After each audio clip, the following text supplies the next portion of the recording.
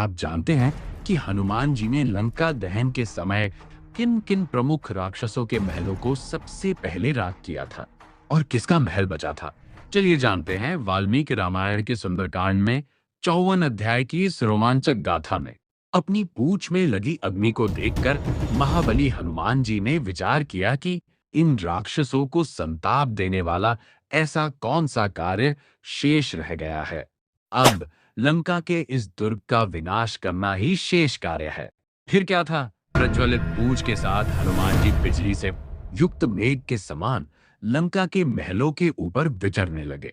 उन्होंने एक घर से दूसरे घर पर छलांग लगाते हुए राक्षसों के वैभवशाली भवनों को आग की भेंट चढ़ाना शुरू कर दिया।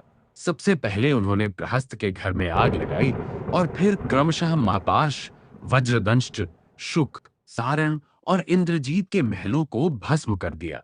हनुमान जी ने जम्बूमाली, सुमाली, रश्मिकेतु और कुंभकर्ण के विशाल भवनों को भी जलाकर राख कर दिया। केवल विभीषण के घर को छोड़कर बाकी सभी राक्षसों के घरों को एक एक करके जला डाला। अंत में वे रावण के मुख्य महल पर पहुंचे और वहां की रत्न जड़ित अट्टालिकाओं में आग लगा दी। वायुदेव की सहायता से वह अग्नि कालानल के समान भयंकर हो उठी। सोने की खिड़कियां, मोतियों की मालाएं और बहुमूल्य मणियां पिघल कर बहने लगी। पूरी लंका में हाहाकार मच गया। राक्षस स्त्रियां अपने बच्चों को गोद में लेकर जलते हुए घरों से बाहर भागने लगी।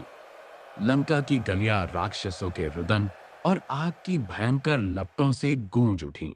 राक्षसों के शरीर की आहुति पाकर वह अग्नि बहुत तेज हो रही थी। राक्षस आपस में कह रहे थे कि ये वानर नहीं, साक्षात काल ही है। इस प्रकार सारी लंका को जलाकर वानर शिरोमणि महाकपि हनुमान ने उस समय समुद्र के जल में अपनी पूंछ की आग बुझाई।